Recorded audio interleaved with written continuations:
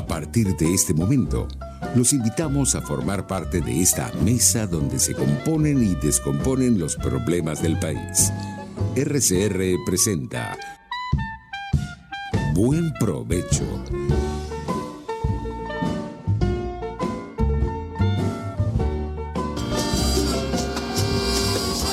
La voz de la diáspora en Buen Provecho con el profesor Tomás Páez.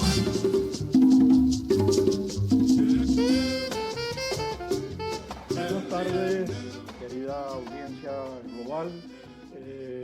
Este programa, como cada semana, llega a ustedes a través de la emisora pionera de la radiodifusión venezolana, hoy la emisora que se ve, Radio Caracas Radio, rcr750.com. En la dirección de la estación se encuentra Jaime Nestares, en la gerencia de producción Wilit Sarcaya, en la producción Carla Sons, en los controles Gregorio González, en la conducción de este programa este servidor Tomás Páez. Este programa además se engancha, se retransmite en el estado de Florida a través de Macor TV para todo el estado de la Florida. Antes de darle la palabra a nuestro y de presentar a nuestro invitado, un invitado importante en la medida en que es un dirigente político de larga data, tres datos, tres informaciones.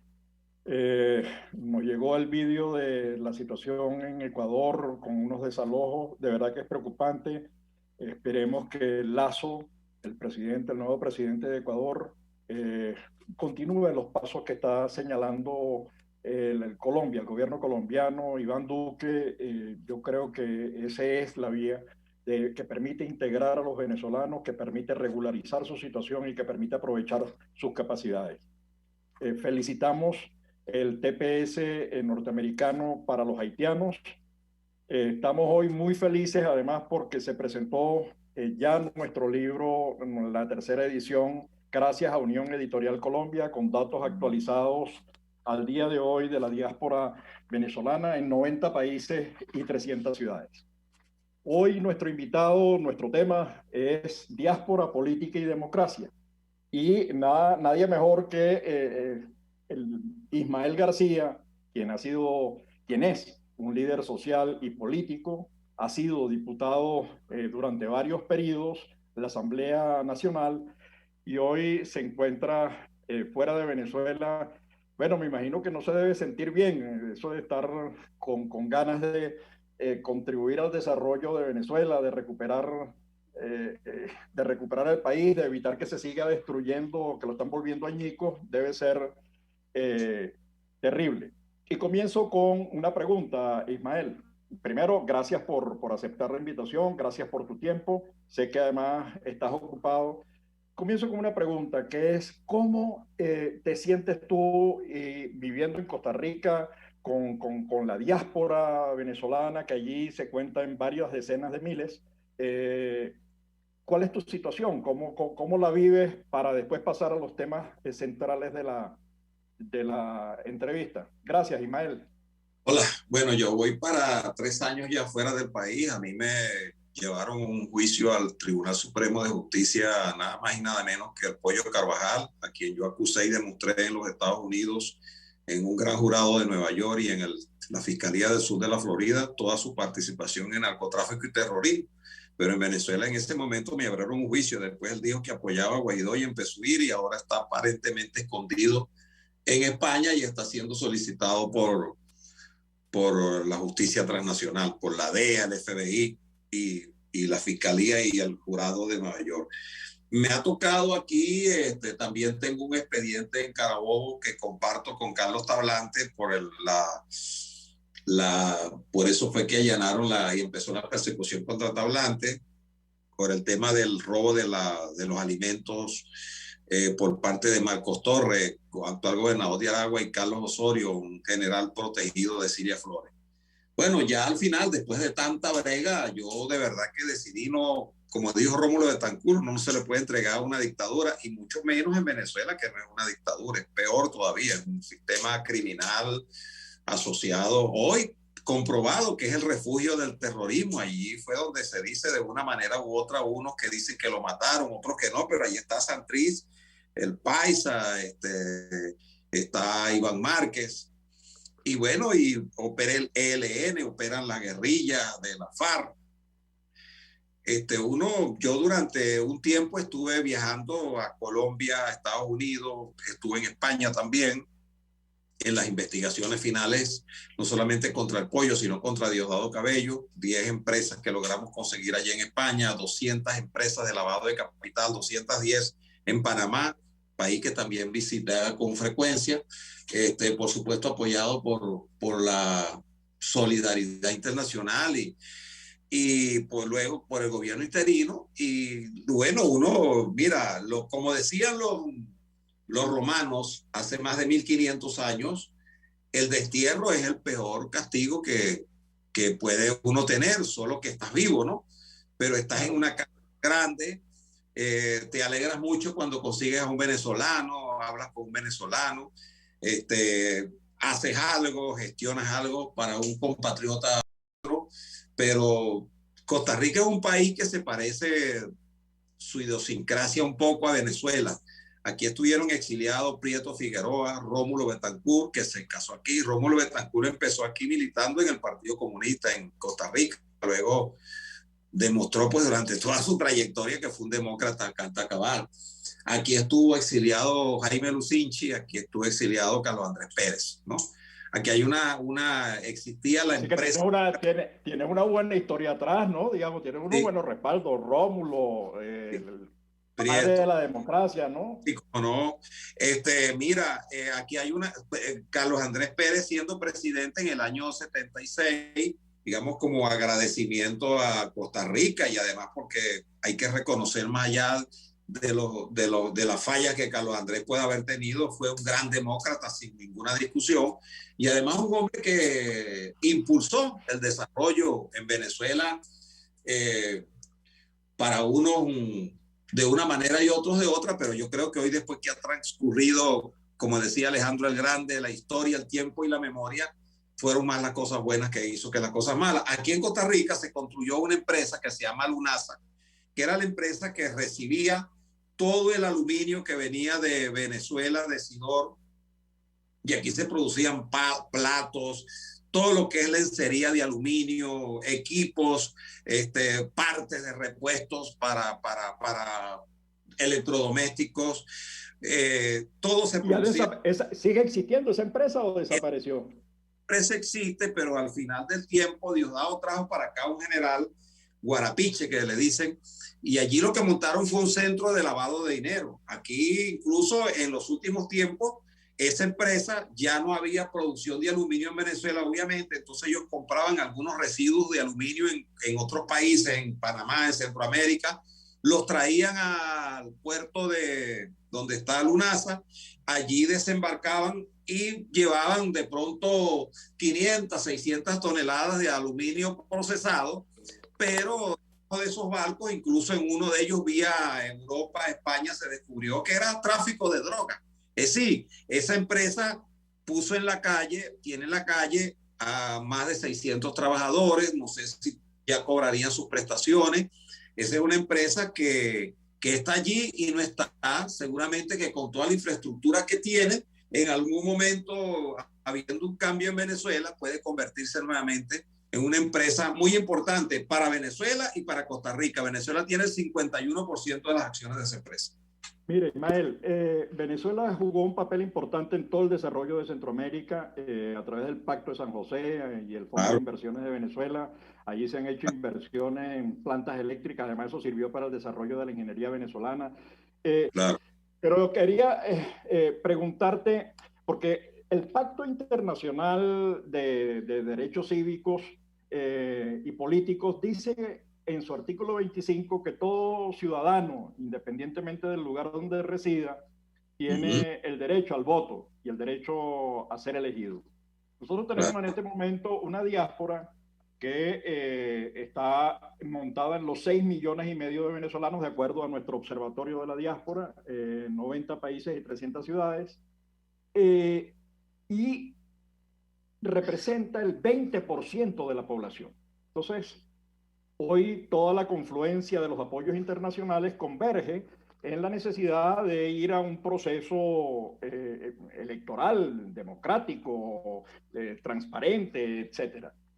Ahora, ¿cómo hacer para que ese 20% de la población, 6,5 millones, solo tenemos 107,000 inscritos en el registro electoral? ¿Qué hacer allí? ¿Qué se te ocurre a ti? ¿Cómo hacemos? Porque eso representa el 15% de los votos, y cuando tú juegas un partido y el otro te saca 15 carreras adelante, antes de comenzar ya estás perdido, ¿no? Sí, claro, la diáspora venezolana, no sé si es ya igual o superó la de Siria, una de las más grandes del mundo, una de las peores tragedias que nos ha tocado vivir a los venezolanos. Yo salí también por una trocha cuando salí de Venezuela, pues.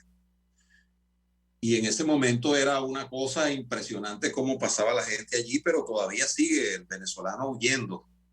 Los mismos caminos de nuestros libertadores,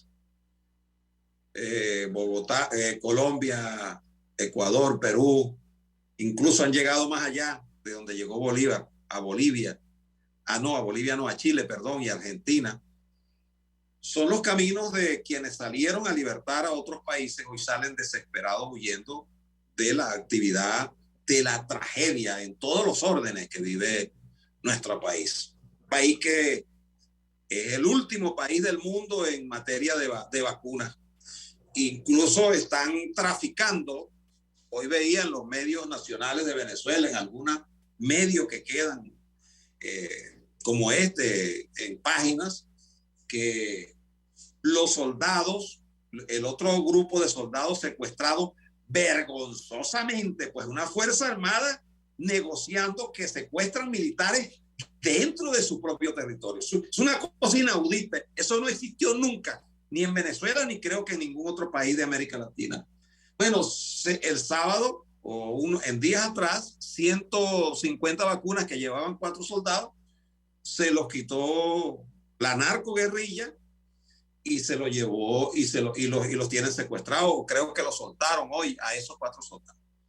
Te puedo decir que la vacuna en Venezuela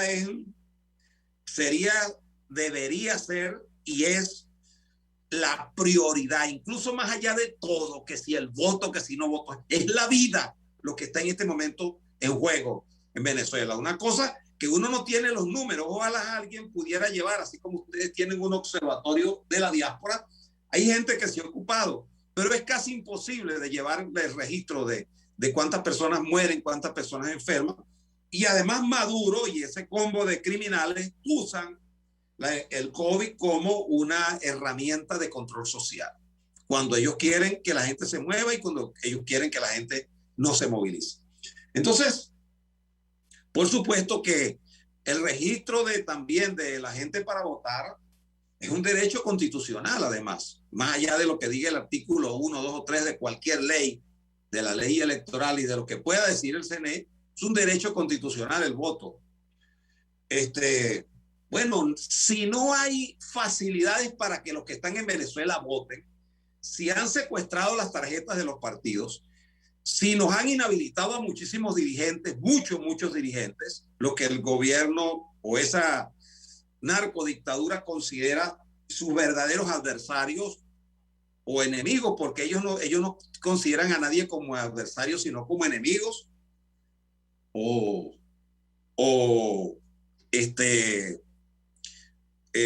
adversarios fraternales, que serían con lo que ellos puedan entenderse. Bueno, imagínate tú todo lo que hay presos políticos, creo que superan los 400 presos políticos, y la semana pasada estaban trasladando a los presos políticos para cárceles comunes. Una cosa realmente inaudita lo que está pasando en Venezuela, ¿no?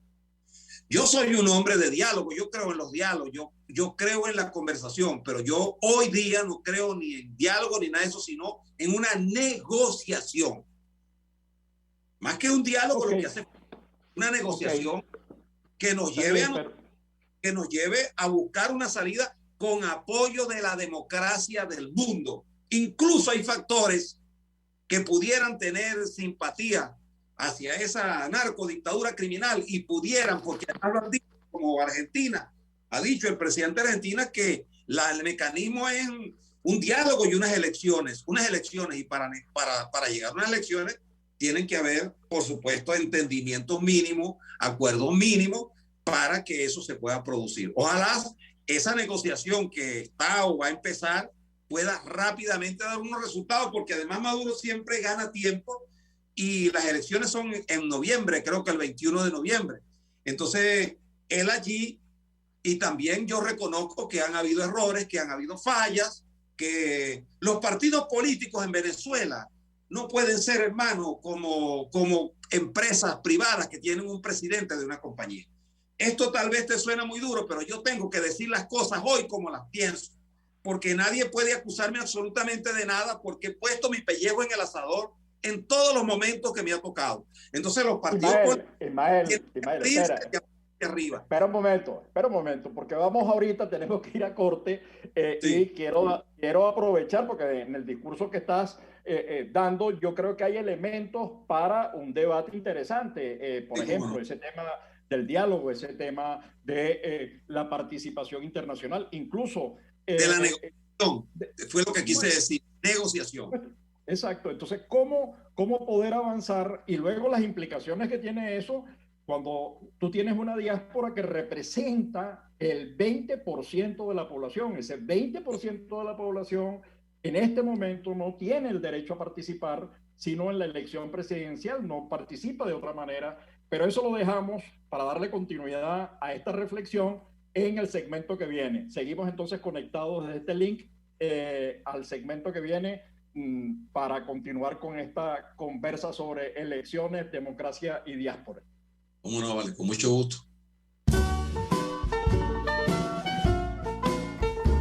Los grandes temas se debaten en la mesa.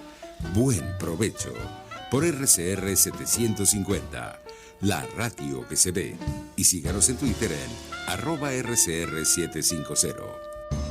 Sintonícenos a través de Periscope, @RCR750, la radio que se ve. El que sabe de sabor sabe de saber que Del Corso es la clásica pastelería italiana de Caracas. Qué ricos sus dulces típicos tradicionales, como los auténticos cannoli, la sfogliatella o la cola de langosta, no tienen comparación. La pasta seca de almendras y chocolate o su gran variedad de tortas, cumpleaños, bodas, bautizos o comuniones, reuniones familiares o eventos corporativos. Teléfono 0212-941-1971. Pastelería Del Corso, la pastelería italiana por tradición y excelencia. Antes de empezar el día, entérese de lo que acontece en el país junto a Pedro García Otero en Titulares de la Mañana. De lunes a viernes a las 6:30 de la mañana. Acompáñelo y empiece su día bien informado. Titulares de la Mañana con Pedro García Otero, solo por RCR 750 AM, porque lo bueno une. RCR 750 AM, porque lo bueno une.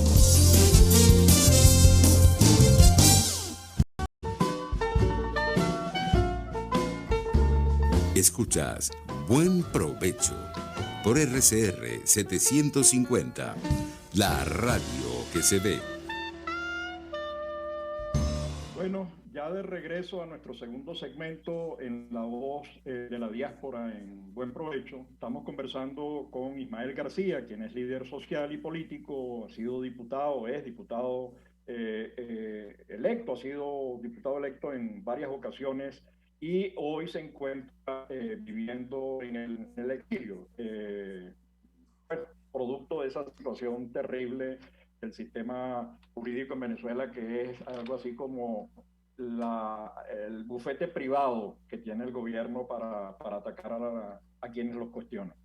Estábamos hablando del papel de la diáspora y el papel de los partidos políticos en los procesos de negociación para buscar una salida de esa terrible situación. Antes de eso, reiterar, Ismael, lo que tú decías, ratificarlo, necesitamos darle respuesta a las vacunas de los venezolanos. Necesitamos que todos los venezolanos tengan acceso a las vacunas. Esa cosa que acaba de ocurrir, que tú narraste muy bien en Apure, es terrible. No se justifica que nuestros soldados no puedan tener vacunas porque los secuestran. Aquellos que decía el difunto eran el límite oeste de Venezuela. En Venezuela limitaba con la FARC, y algunos de ellos son precisamente de esa decisión de la FARC que no quiso entrar en el juego democrático.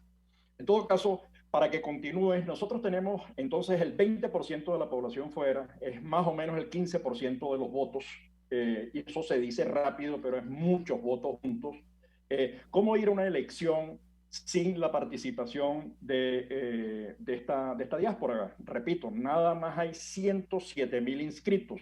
Entonces tiene que ver con no solamente decisión política, sino también mecanismos para poder inscribir a la gente, para poder decidir los centros de votación, etcétera, etcétera. ¿Cómo estás viendo tú y qué están haciendo y qué deberían hacer los partidos políticos? Porque otra cosa que debería hacer es escuchar a la gente. Es decir, no hay partido político que pueda construir fuerza si no escucha los requerimientos de la gente, las necesidades y el trabajo que viene haciendo la diáspora desde hace 2 décadas. No hay adanes aquí, hay ciertos adanes de la política que no entienden que hay un trabajo que se viene realizando desde hace muchos años. Dinos, por favor, Ismael. Bueno, no es exactamente como te lo voy a decir, pero hubo una reina que iban a llevar una guillotina, y entonces cuando la iban a montar en la guillotina, dijo, bueno, acomódenme los bucles para que no se vayan a bañar con sangre. La verdad es que es importante, no es exactamente así, pero es muy importante que todos podamos participar desde cualquier parte del mundo. Pero es que quienes están en el país no lo hacen y no lo pueden hacer. Es decir, por supuesto que eso es una cosa importante, muy, muy importante, pero yo lo que quisiera es que haya la posibilidad de que puedan haber los mecanismos, porque incluso con la gente que está en Venezuela, si se establecen los mecanismos de facilidad, por lo menos los que tuvimos en el año 2015, Maduro pierde es el 80% del país, los que están dentro y más que no están de acuerdo con él. Incluso la misma gente del PSUV, en privado lo dicen cuando conversan con alguna gente. Yo conozco dirigentes todavía en Aragua que militaron y que tenían algún grado de simpatía hasta última hora con el PSUV y te dicen, no, ya esto es insoportable. Que el voto realmente sea secreto, que haya mecanismos, que incluso la gente pueda comunicarse, porque en Venezuela los medios están completamente secuestrados. Y cuando los medios están secuestrados, el que está inscrito y el que no está inscrito no sabe ni cómo, ni cuándo, ni dónde va a votar. ¿Entiendes? Entonces, por supuesto que es muy importante que todos los que estamos fuera, yo lo que deseo es ir a Venezuela. Me dicen, mira, vale, te habilitamos y te suspendemos la medida de persecución, y para allá del otro lado estoy. Lo que yo no voy a hacer, lo que hicieron, por ejemplo, con el general Baduel, que lo tienen metido en un sótano, en una cosa, lo que hicieron con Fernando Albán, que lo tiraron de un piso y lo mataron, ¿no? Entonces ahora, después que dijeron que era mentira y Tares se contradijo varias veces, producto de la presión internacional y de las medidas que se van a tomar en la Corte Penal Internacional, ahora él dice que no, que sí, que fue que lo mataron. Entonces, bueno, frente a esos criminales, por supuesto que, y otros se huyen del país muriéndose de hambre. Los testimonios que hay, en estos días vi un programa que hizo un joven de los Estados Unidos, los testimonios que hay son realmente desgarradores, esa es la palabra, de cuando una madre cruza incluso un río abrazada con su hijo y no lo suelta porque amarrada con un cabresto pasando el río del otro lado. Lo que está pasando en este momento, eso es un país que huyó, incluso que va afuera viendo a ver cómo sobrevive, porque ya no es igual como cuando salieron la primera, la segunda, la tercera camada. Hoy estamos como en la 15, 20 camadas de venezolanos que salen del país y andan desesperadamente viendo a ver cómo llegan a hacer lo que sea en cualquier parte, además de las imposibilidades que hoy le da, además de la persecución en países como ha habido en Perú. Allá hay un candidato que es un tipo de verdad deleznable, como se refiere a este señor Castillo, a los venezolanos. lo que estaba pasando en Ecuador. Ojalá Dios quiera que esa situación mejore. En Colombia ha habido un apoyo importantísimo de Duque, no solamente un apoyo en todos los sentidos, hasta de regularizar la situación. Entonces, bueno, lo que los venezolanos queremos, además de eso, la diáspora, es poder volver al país y que hayan condiciones para votar. Espera, un momento. Vamos al... tú hablabas de que hay un rechazo enorme al régimen de Maduro. Eso es totalmente, obvio. totalmente. Eso no significa que se traduzca en apoyo a cualquier opción. Fíjate que todos los valores, por eso, entonces, ¿cuál es el esfuerzo político que hay que hacer? Y cuando digo político es adentro, pero también con la diáspora. Y voy al punto de la diáspora. El 80% de nuestros entrevistados y nuestro trabajo que hacemos en el mundo con la diáspora nos dice que ellos no piensan retornar al país. Cuando le decimos, bueno, y si las condiciones cambian, ¿tú irías? Y entonces responden, bueno, me lo pensaría. ¿Y cuáles son las condiciones que tú piensas que deberían cambiar?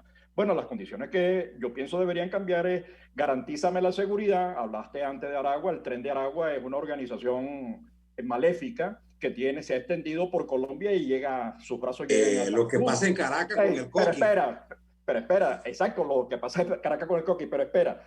El 60% más o menos, que ese es el promedio internacional, no va a regresar a Venezuela. Eso no significa que ese 60% o el 100% de los venezolanos no esté interesado en participar en la reconstrucción del país. El 100% de los venezolanos está interesado en participar en la reconstrucción del país. La pregunta es, y pensando en ese eslogan de una compañía de seguros, es bueno estar inscrito, es mejor estar inscrito y no necesitarlo que necesitarlo y no estar inscrito, no tenerlo registrado y no usarlo. Exacto. Entonces, ¿qué hay que hacer para que porque en el plano político ese rechazo que existe al gobierno no se traduce en apoyo a nadie en particular, más bien los números lo que han dicho es que están bajando? ¿Qué hay que hacer para enamorar, para seducir a los venezolanos que están interesados en salir de esta situación y llegar a una nueva cosa, pero una nueva cosa que sea creíble, viable y que tenga sentido? Claro, eso tiene que plantearse en la mesa de negociaciones, ¿entiendes? Y por supuesto hay países donde no se facilitarán las cosas, pero hay otros países, yo te aseguro que en Colombia, que hay más de 2,5 millones de venezolanos, además le sería muy fácil. El gobierno de ese país facilitaría todo ese proceso, ayudaría, prestaría las escuelas, las cosas, ayudaría hasta con internet para que la gente se pueda registrar para votar. Digamos, actualizar sus datos, ¿no? A los que estamos fuera. Y en algunos otros países también. En Estados Unidos igual, el trato que se le ha dado a la diáspora, incluso recientemente en Estados Unidos, es muy bueno, incluso reconocerle su estatus migratorio. Entonces, sin duda alguna que eso sumaría, porque todo el que se fue de Venezuela, no el 80%, el 100% que vaya a votar, va a votar contra eso, porque yo estoy afuera por culpa de eso. Entonces sería una cosa de loco que vaya a votar en contra. Entonces, ya cuando Maduro oye eso en su mente, dice, bueno, yo pondré todos los obstáculos para que eso nunca ocurra. Nosotros tenemos que hacer todos los esfuerzos en la dirección contraria para que eso sí ocurra. Eso es lo que hay que hacer. Por eso tiene que formar parte de las negociaciones que se hagan. Pero yo creo que las primeras de cambio, primero sobre los partidos, hermano, hay un tema que es muy cacareado, como alguien una vez dijo tantas veces una palabra nombrada, cambio. Mira, yo creo que tantas veces se habla de la unidad, pero cuando se ha practicado hemos logrado. En el año 2015 yo fui candidato en un circuito en Aragua y además yo era uno de los que decía, bueno, los que dicen que tienen algún liderazgo deben irse para los circuitos y que las planchas las encabecen personas honorables, tal, pero que no tengan ese liderazgo fuerte. Y yo me fui por un circuito donde el PSUV había sacado siempre 200,000 votos y la oposición sacaba, el último resultado de la oposición era 78,000 votos. Maduro se llevó 2 ministros, Tarek El Aizami, ese tremendo bandido que era gobernador de Aragua, fue jefe en ese circuito porque ellos vieron que tenían la posibilidad de despacharme. Bueno, y nosotros sacamos 192,400 votos y el PSUV sacó menos de 100. Entonces, bueno, hicimos una campaña ahí, incluso en función de un cambio propositivo. ¿no? Y nos olvidamos de la confrontación. Eso no tiene que ver, Fred, cómo se hizo la campaña, pero la tarea fundamental fue que uno era candidato, no, que fuimos todos abajo, a la izquierda, a la de la manito, una sola canción, una sola cosa. No era compitiendo a ver qué partido sacaba más votos que otro. Hoy el gobierno ha hecho un trabajo que lo ha venido haciendo ya desde hace tiempo, creando una oposición, escogiéndola quién es, dentro de la oposición, digamos, donde están los partidos, que hoy en Venezuela no hay partidos grandes ni pequeños, los partidos están reducidos a partidos de cuadro, le guste o no le guste a quien yo diga esto. La lucha en Venezuela tiene que hacerse de abajo hacia arriba, con la participación de todo el mundo, y hay que buscar una gran unidad nacional, un gran acuerdo nacional que permita presentar una propuesta en la que podamos coincidir unos los que están de un lado y los que están del otro, llamando a todos los sectores, incluso sin cobrar facturas, no, que tú tuviste en el chavismo y entonces tú estás todavía sospechoso, hay que sacarte la sangre, la heces y la orina. No vale, se trata de cambiar el país y después que lo cambie, que cada quien coja para donde le dé la gana, porque a veces tú pones un mensaje, una denuncia, bueno, pero chico, lo que pasa es que tú estuviste allá, bueno, vale, nadie se casa para que le monten cacho, nadie monta una bodega para fracasar. Nosotros confrontamos a Chávez en el 2007 y fue la única derrota que Chávez tuvo durante toda su historia, porque nosotros, como dicen los números y los resultados, yo estoy casi seguro que le ganamos a Maduro, pero en el 2012 no se le ganó a Chávez. Entonces, bueno, todas estas cosas te las digo porque es que hay que bajar un poco a la soberbia, a la prepotencia, bueno, y entender que todos nos necesitamos, hermano. De ese todos, dentro y fuera del país, con y la diáspora, tenemos que trabajar. Pero vamos ahora a publicidad y nos conectamos en el segundo link para este tercer segmento. Ok, me van a mandar el link. Análisis, opinión, entretenimiento y mucho más. Escuchas Buen Provecho por RCR 750, la radio que se ve. Puedes seguirnos en nuestras redes sociales. En Twitter, @RCR750, la radio que se ve. Amigos, nace un nuevo concepto de farmacia en Venezuela. Farmacia CVS y más. Todo lo demás. En Farmacia CVS, en español CVS, lo consigues todo en un solo lugar. Salud, belleza, hogar y comida. Un nuevo concepto en todo para un nuevo concepto de vida. Farmacia CVS y más está en el CCCT nivel C1, frente a Beco y al lado del Banco Mercantil. En Instagram, FarmaCVS. Farmacia CVS y más. Todo lo demás. Contigo. Que les habla Eduardo Battistini de Primero Justicia. Una de las grandes enseñanzas que vamos a tener los venezolanos después de todo este proceso que estamos viviendo es a valorar cada vez más lo que tenemos en Venezuela. Porque hoy en día, por ejemplo, un venezolano que está afuera se ha ido acostumbrando a que los servicios públicos cuestan. Se ha ido acostumbrando a que nada puede ser gratis, porque nada gratis es sostenible en el tiempo.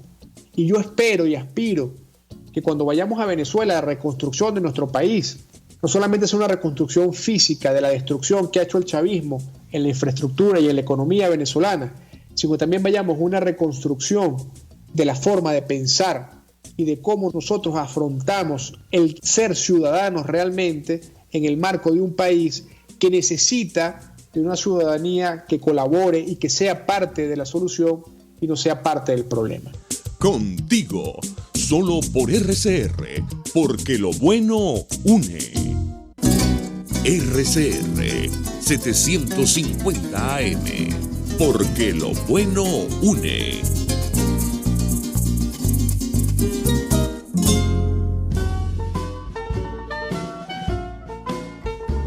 Usted escucha Buen Provecho por RCR 750, la radio que se ve. Bueno, ya de regreso a nuestro último segmento, estamos hablando con Ismael. Por ahora. líder social y político, ha sido diputado durante varios periodos en la Asamblea Nacional, hoy en el exilio en Costa Rica.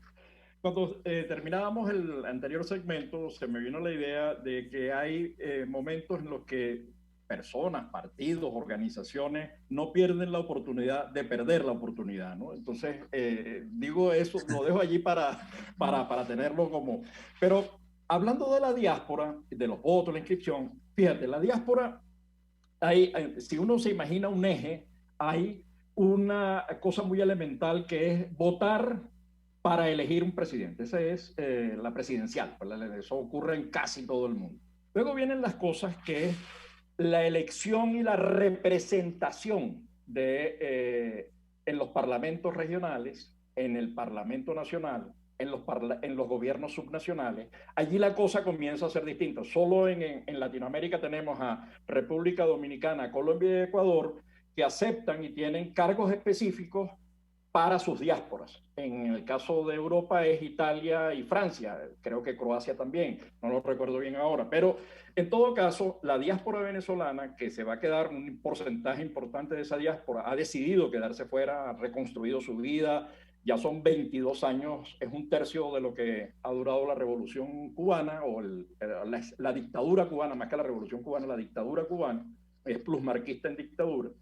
Y esa diáspora quiere no solamente seguir enviando remesas, que hoy es el primero o segundo rubro de ingresos de Venezuela, sino también quiere seguir enviando medicinas, tal, y quiere participar en el proceso de reconstrucción venezolana, pero también quiere representación, y eso requiere cambios constitucionales. ¿Cómo ve Ismael García todo este tema de la participación de la diáspora más allá del voto? Es decir, que ya en el voto estamos atrasados porque hay 107,000 inscritos y habría que acelerar el paso para lograr que haya un número suficientemente grande que se aproxime a los datos de la diáspora, a los datos reales de la diáspora, pero por otro lado la participación, y eso requiere cambios constitucionales, repito.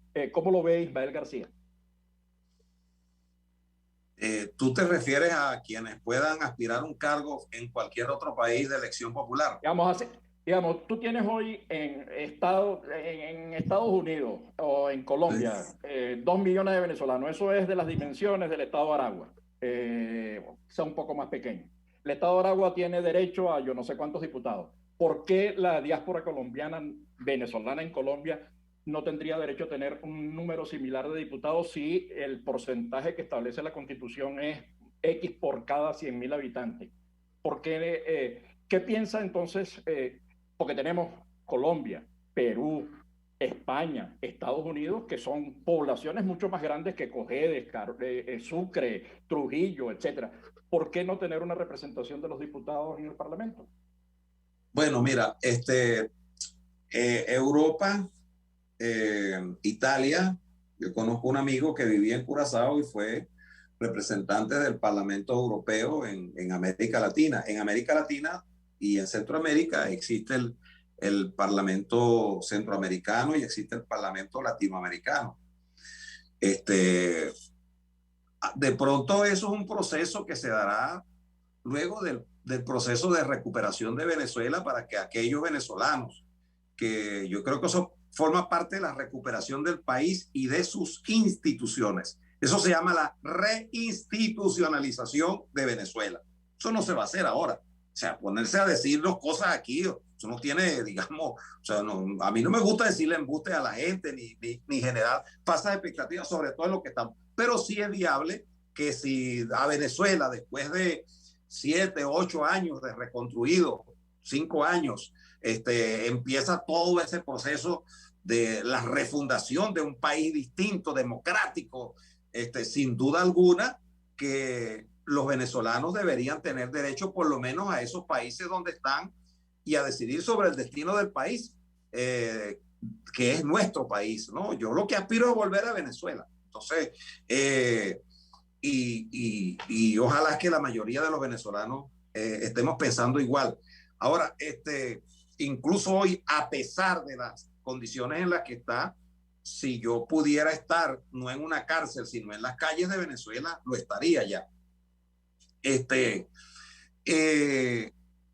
Pero hay un tema que tú dijiste allí, algo de que hay quienes quienes no quieren ver algo así, y otros que saben que está pasando y se hacen los locos. Mira, yo creo que nosotros hemos tenido oportunidades también y no se puede seguir viendo la política de manera como si fuera una ficción o un ilusionismo. Hay que sentar los pies sobre la tierra. O sea, porque la verdad es que Maduro es todo lo que es y peor.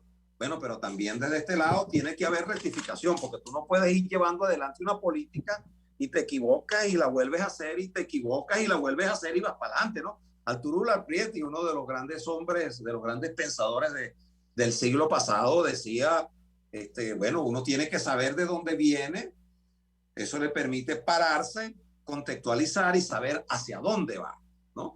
Que el hombre que dijo que había que sembrar el petróleo en el año 37, creo que fue. Entonces, o no sé, no tengo exactamente la fecha, pero en tal caso, lo dijo Arturo Larprieti también, yo creo que nosotros tenemos que en Venezuela empezar a reconstruir la sociedad de abajo hacia arriba. Tú me preguntas, ¿en la política cómo? En la política yo creo que aquellos jóvenes que aspiran a ser concejales, miembros de juntas parroquiales, cuando se recupere eso, a ellos hay que enseñarlos, hay que formarlos, porque la política en Venezuela se ha clientelizado.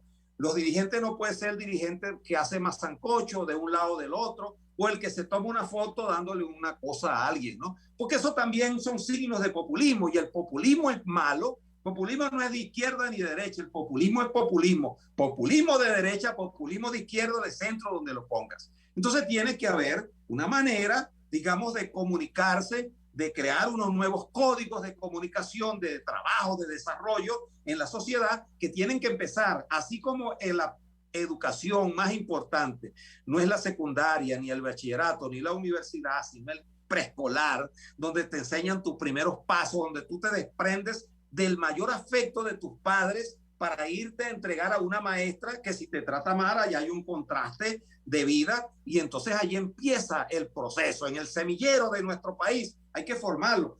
Bueno, es que vamos a esperar entonces que tengamos concejales para que el país cambie, no, y después alcaldes, y los alcaldes gobernadores, y el mejor gobernador será presidente, no, pero me refiero, en una visión así como Arturo Larprieti una vez dijo que hay que sembrar el petróleo, yo creo que hay que sembrar en Venezuela, recuperado el país, una nueva forma de actuar, unos valores democráticos. Y hoy lo que está en juego, hermano, no es el tema de izquierda y derecha en el mundo, lo que está en juego, porque ojalá pudiéramos en algún momento hacer un programa sobre ese tema.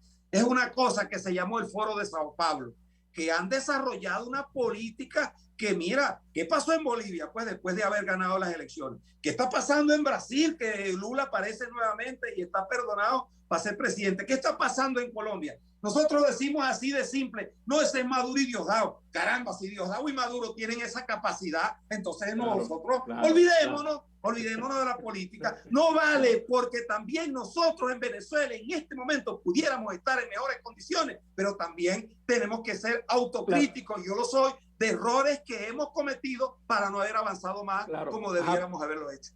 Ismael, tú acabas de decir, digamos, la política, la política es realidad, la política lidia con realidades, la realidad cambia y la política tiene que ajustarse. La realidad política en Venezuela ha cambiado y tienes que modificar el discurso y tienes que modificar los actores, los agentes. La actuación, hermano. Claro, pero entonces... La actuación de los cuadros, de los dirigentes. Pero la pregunta... dirigentes en Venezuela, ¿tú escuchaste alguna vez? Espérate un momento. Déjame preguntarte, déjame formularte la pregunta. Ese sentido de realidad, porque en política, aquello que no es realizable es falso, ¿no? Entonces, ¿qué cosas justifican, qué hacen posible de la realidad lo que tú estás proponiendo? Es decir, ¿por qué yo, Maduro, me voy a sentar a negociar contigo unas elecciones presidenciales si ya yo soy presidente? Bueno, vale, yo creo que también, así como Maduro tiene el apoyo de Cuba y de otros países, nosotros también tenemos un apoyo importante de la democracia mundial que debemos redimensionarlo, manejarlo de mejor manera como lo hemos hecho hasta ahora. No es que lo hayamos hecho en ese campo mal. Yo reconozco que se ha hecho un gran esfuerzo en el campo internacional. es, digamos, replantearnos, como tú mismo lo estás planteando. Pero el tema de la revisión de lo que debemos hacer en el país, en primer lugar, para mí tiene que ser un poco más humilde. Mira, yo no sé, yo nunca lo escuché, yo he leído a Rómulo Betancourt, he leído a Prieto Figueroa, leí un libro muy importante que escribió Antonio Ecarri, que es embajador en España, que se llama Conversaciones con Prieto, que es una interpretación que hace. Ecarri es un hombre intelectualmente muy formado. Bueno, y como tú, he leído muchas cosas de distintos pensadores, pero tú nunca escuchaste en Venezuela que en el MEC alguien le dijera Prieto jefe. Tú no escuchaste en Acción Democrática de otrora, de aquellos tiempos, que a Betancourt lo llamaran jefe. Era un líder sin discusión, que lo demostró en el accionar. Y lo propio pasó en otros partidos. En Copey Caldera se creyó jefe y fue jefe toda la vida, y cuando su partido no lo reconoció como jefe, lo abandonó. Ahora, los partidos no son empresas, compañías anónimas que tienen un presidente para que llamen a un tipo jefe. Yo milité en el MAS, y en el MAS habían debates profundos con Teodoro, que considero que es uno de los intelectuales más importantes del siglo pasado. Mi respeto a su memoria y su reconocimiento, y a mucha gente, Freddy Muñoz, y nosotros nos bajábamos a discutir temas, hermano. Entonces, no, aquí si el jefe se pone bravo, entonces el jefe tiene un gerente, y ese gerente tiene unos sargentos y unos gerentes para abajo. La política no es esa, la política tiene líderes, tiene dirigentes. Los líderes influyen, hermano, los líderes influyen, los líderes no imponen una conducta. Hay quienes incluso creen que son, bueno, herederos de Simón Bolívar, una vaina así, pues, ¿no? Ismael, pero entonces me estás diciendo que tenemos dificultades con los mecanismos, con los medios, que son, digamos, yo soy un defensor de los partidos políticos. A mí me parece que los partidos sin medios no es posible. Yo también, ahora, lo que me estás diciendo hay que revisar eso. Pero espérate.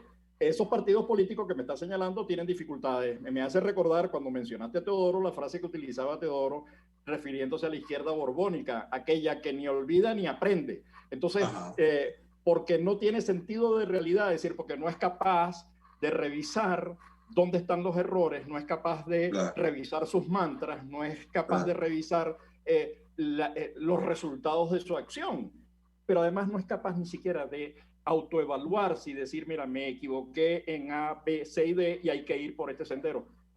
Si eso lo tenemos así, ¿cómo salimos de esto? Claro, mira, yo te digo lo de Simón Bolívar y no es una exageración, porque una vez en Aragua, a un tipo que no lo nombro, que es innombrable para mí, que después que lo persiguieron, lo corrieron, lo trajeron para hacer vagabunderías con él, pero yo lo vi antes y no detallé esas cosas en ese momento, quizás por falta de experiencia. Llegó un compositor muy respetado y él lo insultó delante mío. Entonces, el compositor, como para mamarle gallo, le dijo, caramba, usted hasta bravo se parece a Simón Bolívar. Y el tipo cambió porque en verdad se la creyó que a lo mejor él se parecía a Simón Bolívar. Entonces nosotros hemos tenido ese tipo de conducta que es inapropiada. Yo siento que se está haciendo un debate en los partidos políticos que no es solamente, a veces tú cuestionas.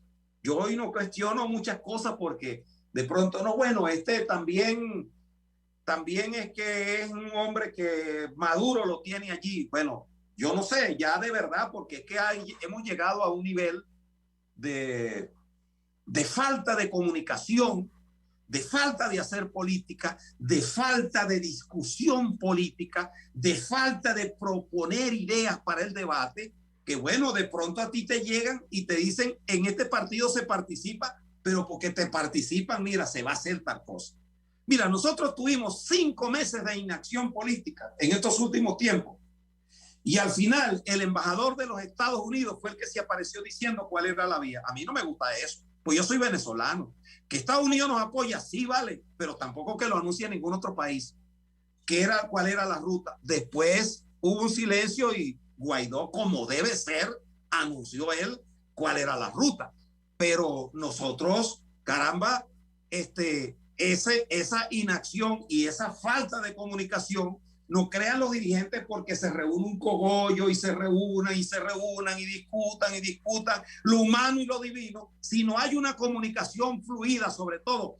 ¿Y por qué te digo fluida? Porque la vida política en Venezuela es muy dinámica. Lo que es noticia o información importante en la mañana, al mediodía no lo es, en la tarde menos, y al día siguiente es como decía un cantante, Héctor Lavoe, periódico de ayer. Entonces hace falta una comunicación fluida y buscando algunos mecanismos que hay. Yo, por ejemplo, creo este programa, La Diáspora, la gente se entera más de lo que pasa en el país por lo que informemos desde afuera.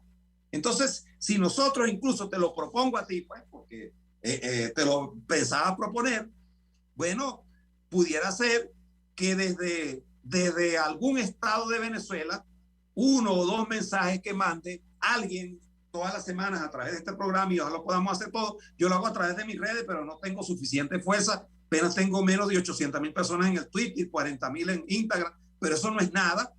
Pero si todos nos ponemos de acuerdo y nos encargamos de enviar al país lo que está pasando, de denunciar, de proponer, el país se va a informar, porque de alguna manera, aunque sea, como dicen en Venezuela alguien, aunque sea un 8 de celular, en una familia hay. Entonces, es muy importante que desde afuera se haga esta información.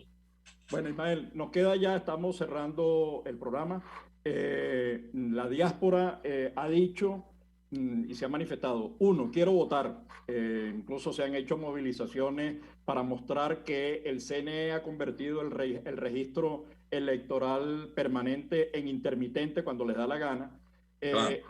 La diáspora quiere participar en las elecciones, no solamente presidenciales, sino legislativas. La diáspora quiere su propia representación. Salió del estudio que terminamos en el año 2015. Ya había toda esa intencionalidad de parte de la diáspora. Yo creo que ese es un mensaje para los partidos políticos. Tú acabas de señalar, por último, un dato interesante. Tú puedes tener discusiones de dirigentes y tal, pero esas discusiones no necesariamente, ojalá y sí, son las que tiene la sociedad. Hay una sociedad que avanza, una sociedad que camina. Entonces, nos quedan escasamente un minutico para que te despidas, Ismael. Además, tú eres especialista en medios porque tú tuviste uno. Yo recuerdo haber participado ahí por los lados del bosque en alguno de esos programas. Sí.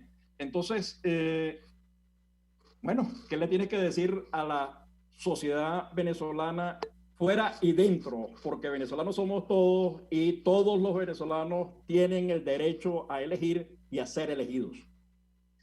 Yo creo en unas elecciones con algunas condiciones que nos den, elementales, fundamentales. Creo que debe hacerse un esfuerzo para que todos nos encontremos entre iguales, que los partidos políticos entiendan esa situación, que nos reconozcamos. Yo no puedo pedir solo reconocimiento para mí, que nos reconozcamos todos, que en Venezuela se hagan esas elecciones y que ojalá en los primeros de cambio no sean 170,000, como tú dices, sino muchísimos más los que podamos votar si no nos dejan entrar al país. Yo quiero volver a Venezuela y yo estoy seguro que, respetando ese estudio que ustedes han hecho, que es mucho mayor la gente que quiere volver a su país, porque no es lo mismo salir que después estar fuera. No es fácil. Yo tengo 2 hijos médicos que están en España y ambos están trabajando porque su profesión se lo facilita, pero ellos tuvieron que llegar a hacer otras cosas y en Chile los médicos resolvieron el problema de salud, como digo. Son 32,000 médicos formados en las mejores universidades de medicina del mundo, porque las escuelas Raceta y La Varga son las mejores. Y las de otros estados donde se han desarrollado también. Entonces yo de verdad creo que debemos hacer un gran esfuerzo de unidad dentro y fuera del país, pero por supuesto reconociéndonos todos, ¿entiendes? No es que yo tengo la razón y yo impongo una política y esa es la que se va a hacer. Yo creo que es necesario entrar en ese abanico y entrar en ese mecanismo que nos permita reencontrar. Como sé que tú ves al negro Ángel, que es gran amigo, Ángel Rangel. Bueno, gente como él deberíamos tener en el país, con una experiencia y está por allá. Entonces, bueno, como él, lo nombro a él para nombrar todos los que están allá, mis amigos, mis hijos. Por allá también está Tablante, estás tú. Así que bueno, yo espero que nos veamos en Venezuela, porque yo sé que tú vas para el país cuando las cosas cambien. Bueno, Ismael, de verdad que mil gracias por este espacio, mil gracias por tu tiempo, un fuerte abrazo y todo lo mejor. Un gran abrazo. Gracias. Y a toda nuestra querida audiencia global, nos vemos el próximo lunes con nuestro próximo invitado en su programa La Voz de la Diáspora. En buen provecho. La Voz de la Diáspora, en buen provecho, con el profesor Tomás Páez.